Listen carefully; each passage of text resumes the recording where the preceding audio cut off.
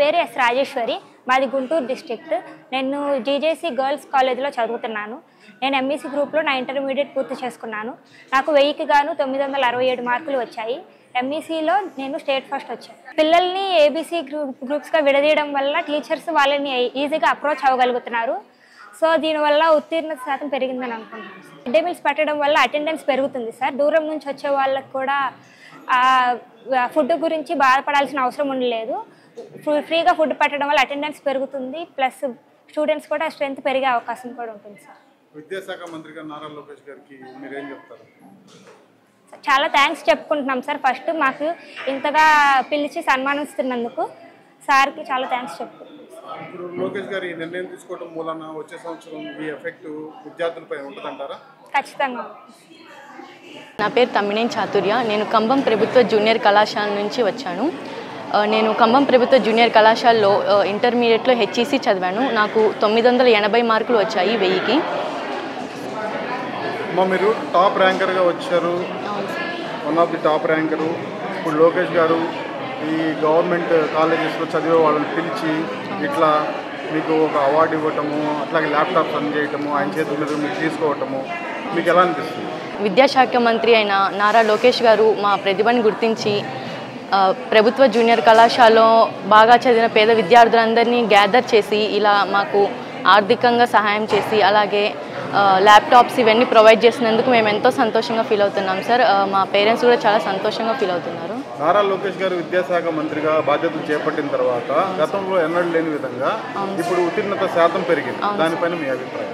అవును సార్, దీనికి ప్రధాన కారణం సార్ తీసుకొచ్చిన రిఫార్మ్స్ అలాగే మార్పులు సార్.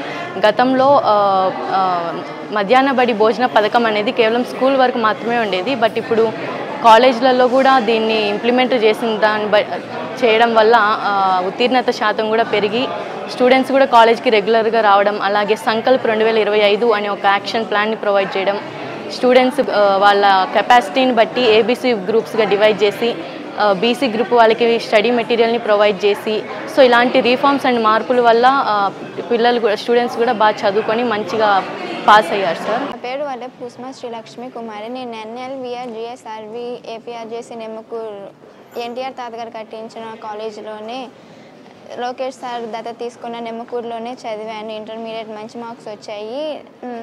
పిహెచ్ కేటగిరీలో స్టేట్ ఫస్ట్ ర్యాంక్ వచ్చింది.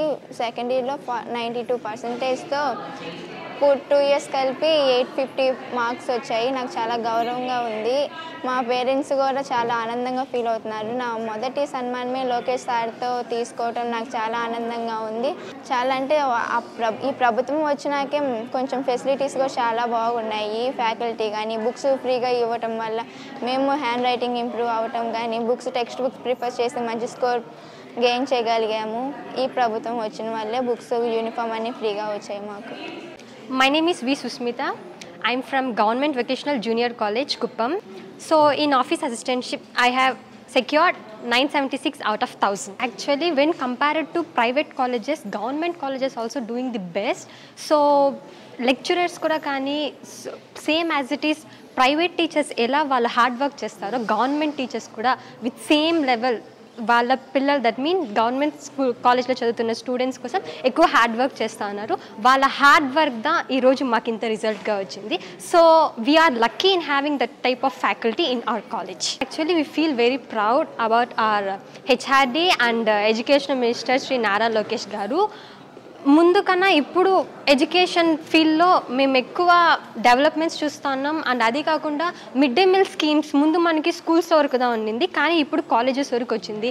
And free books, textbooks and so many development and so many benefits. So we are feeling very happy and proud.